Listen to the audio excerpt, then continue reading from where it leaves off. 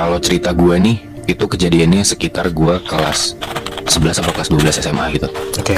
Itu gue sama teman-teman gue, kita field trip ke Jogja. Kejadian ini berarti lo yang ngalamin, Bi? Teman gue sebenarnya, tapi gue ada di situ. Oke. Itu tuh kita ke Jogja, field tripnya itu 2 malam. Kita ke Jogja itu naik kereta. Sampai di sana destinasi pertama tuh Gua Pindul. Lo tau Gua Pindul gak sih? Enggak. Pernah dengar tapi nggak tahu. Jadi Gua Pindul tuh tempat wisata di Jogja. Gue lupa sejarahnya kayak apa. Tapi guanya tuh bawahnya air. Oke. Jadi kayak kalau lu mau masuk ke Gua Pindul itu lu kayak naik pelampung hitam gitu kayak di waterboom. Oke. Nah lu naik pelampung itu ngelewatin si guanya. Oh, Jadi iya, guanya tahu, nggak tahu, kering. Itu kita di Gua Pindul siang sampai sore bahkan hampir maghrib lah. Oke. Itu destinasi pertama. Kita udah selesai dari Gua Pindul. Habis itu kita naik bus tuh. Kita naik bus ke homestay kita.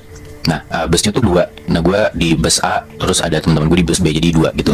Nah terus gue dikasih tahu nih sama teman gue di bis sebelah yang gue nggak di sana, kalau di bis itu ada cewek, dia teriak nangis-nangis. Oke. Dia bilang kalau matanya nggak bisa melek. Hah? Nah ternyata itu teman gue namanya Nindya. Itu Nindya tuh masih sadar, jadi kayak dia sadar bisa ngomong, teriak-teriak, nangis-nangis, tapi dia ngomong gue nggak bisa melek, gue nggak bisa melek. Tapi matanya tolongin gue, matanya nggak melek. Jadi sambil merem tapi teriak-teriak, Oh, iya. teriak-teriak nangis, gue nggak bisa melek, tolongin gue. Nah, terus selama perjalanan itu dia teriak-teriak, nangis-nangis segala macam. Begitu mau nyampe di homestay, tiba-tiba si Nindya itu tuh diem, Masih di bis tuh posisi. masih di bis posisinya, di mukanya ditepok-tepok gitu kayak bangun-bangun gak nyaut. Teman-temannya panik dong. Terus pas dicek, tapi nadinya tetap ada gitu loh. Oke. Jadi ya masih aman lah. Iya. Nah terus akhirnya udah sampai ke homestay-nya. Terus Nindya tuh digotong sampai ke dalam rumah. Nah yang pertama kali ada sesuatu hal yang ganjil lah sama si Nindya ini tuh mbak-mbak yang jagain homestay-nya. Oke. Oke. Jadi ternyata mbak-mbak yang kayak umur 30-an gitu, penjaga homestay, dia tuh tahu kayak Nindya ini ada suatu hal lah segala macam. Akhirnya si Nindya ditidurin di tempat tidur, terus dipegangin sama teman-temannya. Nah terus si mbak-mbak ini tuh dia kayak megang tangannya Nindya dari lengannya, dipijit-pijit sedikit sampai ke telapak tangannya Nindya dipegang. Terus telapak tangan deket jempol itu ditekan sama mbak-mbaknya. Oh, oke. Ditekan, gak lama setelah ditekan, Nindya tiba-tiba bisa melek. Anjir. Oke. Dari yang dia nggak bisa melek, tiba-tiba dia bangun terus melek. Nah di situ Nindya udah bisa melek lah, udah bisa bangun. Nah tapi setelah kejadian itu, tingkahnya Nindya ini jadi berubah gitu. Dia jadi pendiam, diajak ngomong tuh nggak mau. Terus kayak pas udah waktunya tidur, teman-teman udah pada masuk kamar, udah pada hening lah segala macam. Si Nindya ini enggak, sepanjang malam dia diem doang, berdiri di depan pintu rumah, tapi di bagian dalamnya, dan pintunya ketutup. Iya. Nah di situ tuh ada salah satu teman yang ngeliatin si Nindya ini. Oke. Ngeliatin dia kayak gitu. Ngeliatin dia kayak gitu. Namanya Acel. Nah akhirnya si Acel ini nyamperin Nindya dan ngajak tidur. Oke. Terus kayak Nin, ayo tidur. Nah si Nindya ini nggak nyaut apa segala macam. Akhirnya si Acel narik Nindya buat tidur bareng dia. Akhirnya mereka tidur. Terus mereka tidur kasur gitu kan. Nah tiba-tiba tengah malam nih si Acel kebangun dan dia ngeliat Nindya nggak ada.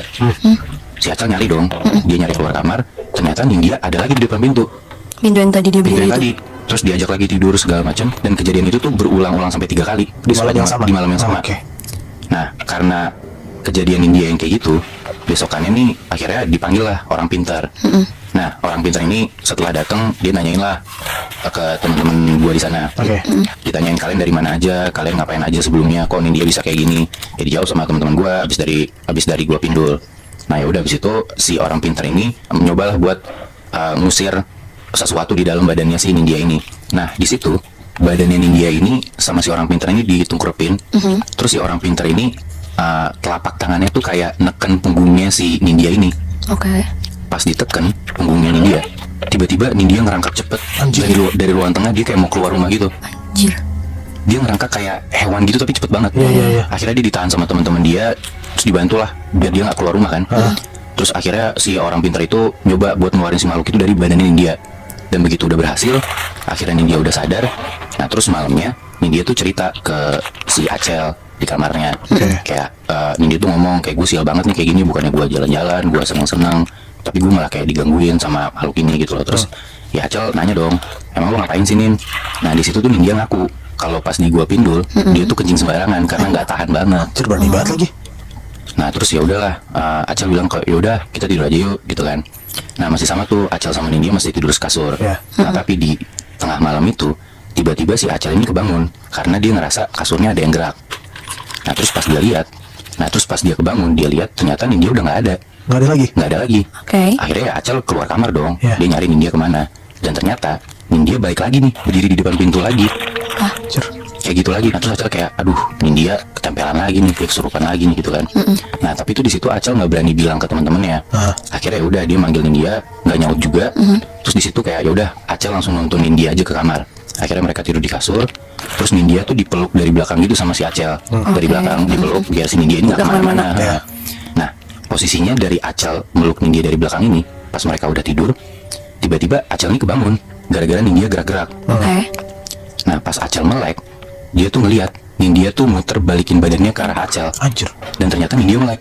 Anjing. Berarti pas Acel melek, Nindya udah melek ngeliatin Nindya Acel. udah melek ngeliatin Acel. Anjir, kaget banget. Acel takut kan. Cuman karena Acel nih nggak berani bilang ke siapa-siapa, akhirnya udah dia cuman diem. Terus dia langsung balikin badannya ngebelakangin Nindya. Ya. Oke. So udah dia kayak nyoba tidur. Nah besokannya di hari mereka mau pulang itu, pagi-pagi tuh si Acel ngeliat Nindya tuh jadi diem lagi. Kayak masih ada yang janggal sama Nindya gitu loh. Nah akhirnya mereka semua balik. Mereka ke stasiun Lempuyangan, mau balik ke Jakarta. Nah di stasiun itu si Nindya nih kayak misah dari rombongannya gitu loh, kayak menyendiri gitu. Terus tiba-tiba di situ Acel melihat Nindya nih lagi bengong di pinggiran peron stasiun itu. Jadi kan kayak peron sama relnya itu kan jauh beda tingginya gitu kan. Kayak peronnya di atas, relnya di bawah gitu kan. Nah tiba-tiba si Acel melihat Nindya lagi bengong di pinggiran peron. Dan tiba-tiba Nindya jatuh ke relnya. Anjir. Orang-orang panik dong, kayak orang-orang gak cuma rombongannya doang, kayak orang-orang di sana juga kayak ngeliatin kayak Nindya jatuh gitu kan. Terus orang-orang pada datang ngerubunin si Nindya. Terus pas teman-teman yang ngeliat dari peron ke bawah, ternyata Nindya ini di atas lintasan rel, yang batu-batu sama jalanan rel itu, dia ngerangkak cepet kayak yang kemarin gitu loh. Yang pas dia kesurupan. Yang pas dia kesurupan, dia ngerangkak cepet.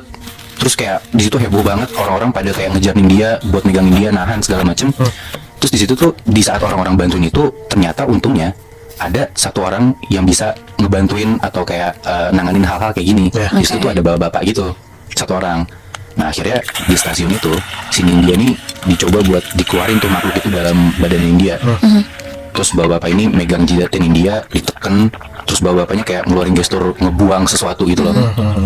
Nah di situ tuh setelah udah keluar si makhluknya ini, Nindya akhirnya pingsan. Nah terus Acel langsung nyamperin Nindya, dia pangku Nindya, dibangunin, ditepok-tepok mukanya gitu kan. Terus akhirnya sadar. Nah di situ tuh bapak-bapak yang tadi bantuin itu ngomong ke Acel pakai bahasa Jawa, yang gue nggak tahu bahasa Jawanya kayak gimana. Tapi intinya tuh kalau diartiin, bapak-bapak ini bilang teman kamu kesurupan siluman buaya. Buset. Anjing. Anjing. Anjing.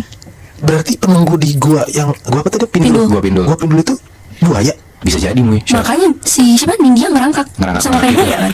Anjing, gua gak kebayang lagi di. Gue juga anjir kayak aneh banget bisa kayak gitu.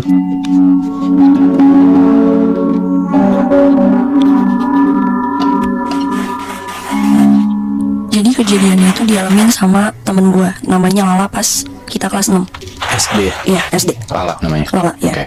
Jadi waktu itu sekolah gue, kita ada kegiatan pesantren kilat untuk selama 3 hari 2 malam dan nginepnya emang di sekolah gue. Oke. Nah, di sekolah gue itu emang ada pohon yang terkenal angker. Dan guru-guru di sekolah gue pun juga emang mengiyakan gitu keberadaan pohon itu. Nah, pohon ini tuh pohon rambutan. Oh, pohon rambutan tuh angker ya? Nah, gue nggak tahu kan itu terkenalnya di sekolah gue, pohon rambutan itu angker yang ada di sekolah gue. Oke. Nah, si pohon ini posisinya itu emang kelihatan dari kelas gue. Kelas gue itu tempat gue nanti tidurnya sama teman-teman gue pas buat pesantren kilat. Oke. Dan itu posisi kelas gue itu di lantai 2 paling pojok. Oke. Nah, gue tuh sebenarnya nggak pernah benar-benar tahu tentang pohon ini itu angker atau enggak sampai akhirnya di hari pertama malam itu kita pesantren kilat, ada teman gue nih yang Lala tadi gue bilang itu, dia itu cerita tentang pohon ini. Nah jadi waktu itu posisinya itu tuh udah jam 9-an 10-an lah kira-kira, udah di saat semua kegiatan tuh udah selesai. Jadi anak-anak tuh udah pada balik ke kelasnya masing-masing, maksudnya kayak tempat tidurnya masing-masing kan. Nah di situ gua, Lala dan beberapa temen gue yang emang tidur di kelas itu, kita tuh kayak ngelingkar gitu loh mulai duduknya. Terus di situ kayak satu persatu cerita tentang cerita horor gitu. Sampai akhirnya nyampe di bagian Lala. Jadi pas dia lagi mau cerita tuh, dia ngomong kayak gini, kalian tahu gak sih, sambil nunjuk itu loh ke jendela yang dimana dari jendela itu tuh bisa ngeliat pohon yang tadi gue bilang. Dia sambil nunjuk, dia dia ngomong kayak gini, kalian tahu gak sih pohon itu kan angker. Terus di situ gue langsung nepok tangannya Lala, gue bilang kayak, kamu apaan sih kok cerita-cerita kayak gitu, nggak lucu tahu, udah mendingan tidur aja. Nah di situ juga gue bilang kan kata Bu Titis juga kita nggak boleh cerita-cerita kayak gitu. Nanti berarti temen-temen lu ngide dari tadi. iya, Oke. namanya juga anak kecil ngerti gak sih, lagi waktu kosong juga kan, iya. Nah udah tuh akhirnya kita semua di kelas tuh tidur. Nah gue itu tidurnya tuh sleeping bag gue tuh sama Lala sebelahan gitu. Jadi tuh Lala posisi sleeping bagnya tuh pojok deket tembok yang dimana kan Lala kan kita semua tidur di lantai. Nah di tembok Lala tidur itu di atasnya tuh jendela. Nah Lala di situ di pojok, gue di sebelahnya dia. Pas lagi mau tidur tiba-tiba dia tuh ini apa namanya kayak nepok paha gue. Syafa udah tidur belum? Terus gue bilang kenapa belum lah. Terus dia bilang temenin aku ke toilet yuk, aku pengen pipis kebelet. Nah posisi toiletnya itu sama kelas gue tuh emang samping-sampingan. Nah Lala ke toilet pipis, gue tuh nunggu di depan pintu WC-nya. Gue nyender gitu kan. Nah jadi tuh emang di toilet itu tuh lu tau kan kayak ada jendela kecil yang di atas gitu loh. Nah dari jendela itu juga emang kelihatan si pohon ini nih. Gak nyampe semenit tiba-tiba tuh Lala langsung ngebuka pintu toilet kenceng kayak, terus dia tiba-tiba lari sambil narik gua kayak, ayo Syafa cepetan. Terus gua ngomong kan, hah kamu kenapa lah, kamu kenapa tiba-tiba lari? Udah nggak apa-apa udah kita tidur aja. Nah ya udah dong. Nah tidur udah tuh malam itu nggak ada kenapa-napa. Sampai sebelum tidur pun gue juga sempet nanya ke Lala kayak, kamu tadi kenapa tiba-tiba lari? Ngagetin tau. Enggak apa-apa udah tidur aja. Nah kebesokannya kegiatan pesantren kilat masih tetap jalan tuh jam 8 jam 9 kan, udah malam. Nah di saat itu kita kegiatannya tuh lagi ngumpul di lapangan SD. Duduk juga kayak ngiterin lapangan sambil ini loh, kita tuh megang buku, jadi kita mesti nulis rangkuman gitu setiap malamnya kan. Nah tiba-tiba di sini pas acaranya udah mau selesai, Lala kayak nyolek bahu gue terus ngebisikin ngomong, Syafa abis ini temenin aku ke ruang guru ya.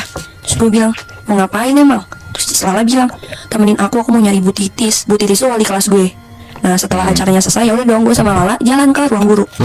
Nah tapi pas Lala lagi masuk ke ruang guru ngomong sama Bu Titis tuh gue gak ikut, gue nunggu di depan ruang guru kan. Ya adalah sekitaran 10 menitan Lala ngomong masuk ke ruang guru, tiba-tiba Lala keluar. Terus habis itu gue ngomong kan sambil ngeganding dia kayak, kamu tadi ngapain ngomong ketemu Bu Titis? Terus dia ngomong enggak apa-apa, pengen ngomong aja. Terus gue yang bingung dong, akhirnya ya udah gue sama Lala jalan lagi lah ke atas ke kelas kita untuk persiapan tidur kan, karena emang udah jamnya tidur. Tiba-tiba tuh Bu Titis masuk ke kelas gue. Terus gue bingung dong, dan anak-anak di kelas juga bingung karena emang kemarin juga kan kita tidur sendiri, maksudnya nggak ada guru gitu kan, tiba-tiba masuk. Terus di situ gue nanya dong ke Lala, kamu ya yang nyuruh Bu Titis bobo di sini? Terus kata Lala, iya.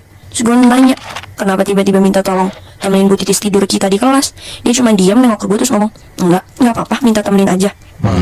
Udahlah akhirnya Bu Titis ngomong kayak, udah nggak usah ngobrol, tidur, lihat nih udah jam berapa, besok juga kita pagi ada kegiatan. Ya udahlah, posisi tidurnya kita masih tetap sama, Lala di pojok, gue di sebelahnya dia. Pas lagi kita rebahan nyoba tidur, gue tuh udah merem, Lala tuh masih yang kayak gerak kanan kiri gitu loh, dia masih mau nyoba tidur. Tiba-tiba dia nyuel gue, ngepok kayak, Syafa. Terus gue nengok, kenapa lagi, aku ngantuk, gue gituin kan. Terus tiba-tiba dia, kan kita posisinya lagi tiduran kan, tiba-tiba dia diam, terus nunjuk ke arah jendela itu yang kelihatan pohon. Dia nunjuk, terus dia nengok ke gue, kamu lihat gak? Terus gue bilang, ah iya apaan? Dia nunjuk lagi, kayak nunjuknya tuh lebih kayak ditunjuk banget. Kamu beneran gak lihat?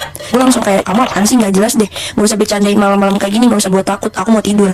Ya udah dong. Nah gue bilang ya udah aku mau tidur aja ya. Pas gue mau tidur tuh gue posisinya yang tadinya telentang, gue tuh jadi ngunggungin Lala.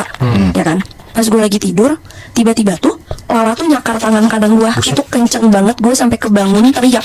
Dan bahkan yang di situ pun bukan gue doang yang bangun, sampai teman-teman gue pun kebangun, dan bahkan Bu Titis juga kaget kan. Bu Titis langsung nyalain lampu terus nyamperin kita. Nah di situ gue pas lampunya dinyalain, gue ngeliat ke lengan tangan kanan gue tuh kayak beneran bekas cakaran, dalam berdarah sampai ngekelopek kulit gue, sampai beneran kayak daging gue tuh kelihatan gitu kan. Di situ gue nangis, gue masih belum bisa berhenti nangis. Akhirnya Bu Titis nyamperin kayak, itu tangan kamu kenapa? Terus gue bilang dicakar sama Lala Bu. Nah terus ya udah tuh gue sama Bu Titis tuh langsung nengok ke arah Lala. Yang tadinya Lala tiduran, Lala tuh udah duduk bersila di pojokan gitu, diam sambil kepalanya tuh goyang kanan kiri. Nah di situ langsung dan dia tuh Lala gak berhenti di kepalanya goyang kanan kiri, tapi dia sambil kayak ngomong komat kamit bahasa Jawa gitu. Dan kita tuh di sekelas itu gak ada yang tahu Lala ngomong apa kan. Nah di situ Bu Titis udah ngeh lah intinya, wah ini hal aneh gitu kan. Nah di situ Bu Titis langsung ngomong ke gue, nyuruh gue untuk manggil guru agama gue, ada namanya Pak Ahmad sama Bu Fauzia. Nah akhirnya gue lari lah tuh dari lantai 2 ke ruang guru yang di mana lantai 1 untuk manggil Pak Ahmad sama Bu Fauzia. Akhirnya udah nih kita bertiga ke atas. Pas Bu Fauzia sama Pak Ahmad mau masuk, kan itu kan posisinya di kelas masih banyak anak-anak ya. Iya. Nah di situ tuh anak-anak tuh disuruh keluar sama Bu Fauzia sama Pak Ahmad. Tapi gue nggak disuruh keluar, gue disuruh tetap di ruangan itu. Lu doang berarti Iya, anaknya. jadi itu di kelas itu tuh berlima, gua, Lala, Bu Titis, Bu Fauzia sama Pak Ahmad. Masih di posisi yang sama, Lala masih duduk bersila, diem, sambil ngegeleng-gelengin kepalanya, sambil komat kamit bahasa Jawa juga itu. Di situ Pak Ahmad tuh ngedatangi Lala, kayak duduk gitu lah di depan Lala sambil megang pundaknya Lala, ditanya, Lala, kamu kenapa? Coba ngomong sama bapak. Lala tuh diem, masih tetap geleng-geleng, masih tetap komat kamit. Sampai akhirnya Pak Ahmad manggil gua, Syafa coba sini, kamu coba ngomong sama Lala, kan kamu temennya, siapa tahu nanti dia mau ngomong. Ya gue masih dalam posisi nangis, gue masih takut, tangan gue masih kesakitan, dan ya gue shock lah, masih gue kaget gitu. Akhirnya ya udahlah, gue nurutin aja kata Pak Ahmad. Posisinya tuh gue jadinya duduk depan-depanan sama Lala. Lala masih duduk, tangannya juga kayak masih ya diem gitu lah. Di situ gue ngomong dalam keadaan gue juga masih takut, nggak berani, bahkan untuk melihat ke mukanya Lala pun gue masih kayak agak nunduk gitu loh, Muibi. Di situ gue ngomong ke Lala kayak, Lala, kamu kenapa? Intinya ya gue ngomong gitu sampai tiba-tiba Lala diem, kepalanya nggak geleng-geleng lagi, tapi dia langsung ngadep ke gue, ngeliatin ke gue, melotot banget. Terus di situ pas Lala ngeliatin gue melotot, suaranya tuh aneh gitu loh, kayak suara orang udah tua gitu, kayak sambil ngomong ngeliatin gue melotot kayak Syafa. Iya, tiba-tiba di situ Pak Ahmad kayak masih megang pundaknya, dibaca-bacain doa, gue kurang tahu sih doanya apa. Dalam kemudian tiba-tiba Lala teriak kenceng banget. Di situ tiba-tiba Lala langsung jatuh pingsan ke pangkuannya Pak Ahmad. Udah tuh malam itu udah, ya alhamdulillahnya Lala udah nggak aneh kayak tadi. Ya udah intinya tidur, lanjut ke besokannya. Itu tuh udah jam 8 pagi lah, kita mau kegiatan pagi. Yang anak-anak lain pada ngumpul di lapangan untuk melanjutkan kegiatannya. Gue sama Lala dipanggil berdua untuk ke ruang guru. Gue nggak tahu kenapa. Sampai di sana, ininya tuh di situ tuh berlima sama ada satu, jadi berenam kan sama kepala sekolah gue. Oh, berlima orang tadi sama satu kepala sekolah. Iya, berenam tuh. Ngomong intinya tuh kayak gue duduk berdua sama Lala, kanan kiri depan gue tuh guru-guru. Nah di situ gue nanya dong kayak kenapa gue dipanggil ke sini. Di situ Bu Titis ngomong, coba ngomong ke ibu, ini Lala kenapa bisa kayak gini? Kalian ngelakuin yang aneh-aneh gak? Terus di situ gue ngomong lah, oh iya Bu, waktu itu pas malam pertama sebelum kita mau tidur, kita cerita-cerita serem gitu. Terus Lala nunjuk-nunjuk pohon yang depan sekolah itu loh Bu. Nah di situ guru-guru tuh udah kayak saling lihat-lihatan gitu loh, kayak mereka ngerti sesuatu lah. Nah akhirnya di situ Bu Fauzia ngomong ke Lala sambil megang dengkul Lala kayak, ayolah coba cerita ke ibu apa yang sebenarnya kejadian. Nah di situ Lala cerita, akhirnya ternyata tuh banyak kejadian aneh yang dialamin selama lagi pesantren kilat. Kejadiannya yang pertama itu, ingat gak yang gue bilang yang pas dia dari toilet yang tiba-tiba dia langsung lari narik gue? Ternyata tuh kata Lala, dia tuh pas lagi di dalam toilet, dia tuh ngeliat dari jendela kecil yang di atas dinding itu, dia tuh ngeliat ada mata merah ngeliatin dia. Aduh, merinding gue. Maka dia langsung lari kan keluar. Nah kejadian kedua itu pas yang dia nanya ke gue yang sambil nunjuk-nunjuk ke pohon, Yang malam-malam ya? Iya, yang Syafa kamu lihat gak? Syafa kamu lihat gak? Kan jawaban gue ya emang gue gak ngeliat apa-apa kan. Nah ternyata yang Lala lihat itu di atas pohon itu kayak ada kepala cewek, bener-bener cuman kepala cewek doang, melayang, goyang kanan kiri Anjir. sambil ngeliatin si Lala. Anjir. Dan kenapa alasan Lala yang nyakar gue sampai berdarah itu, ternyata waktu Lala lagi ngeliatin ke sosok itu tuh, si kepala cewek itu, nah sosok itu tuh sadar kalau misalnya sama Lala tuh diliatin. Nah sosok itu makanya ngeliatin balik ke Lala. Nah pas lagi diliatin balik, si sosok itu tuh kayak yang tadinya kan di atas pohon kan, di luar ruangan dong. Katanya Lala tuh yang Lala lihat tuh sosok kepala itu tuh langsung kayak nyamber ke muka dia gitu loh, secara cepet. Nah makanya dia nyakar gua sampai berdarah. Anjir. Nah kayaknya tuh itu adalah momen di saat sosok itu tuh mau ngerasukin Lala, mau masuk ke Lala. Nah gua nggak tahu ya sampai sekarang pohon ini tuh masih ada atau mungkin udah ditebang di SD gua, yang dimana SD gua tuh di Jakarta ya PNK, dan itu kejadian tahun 2013. Gua pertama gue gak kebayang banget di saat ada setan gitu nyamper ke kita. Dan yang setahu gue ya, biasanya kalau misalnya orang kesurupan kan tiba-tiba aja kesurupan gitu. Nah ini tuh si Lala berarti sadar kan, dia Iya. kesurupan kan ada disamperin kayak gitu tuh. Anjing, gue gak kebayang banget nih.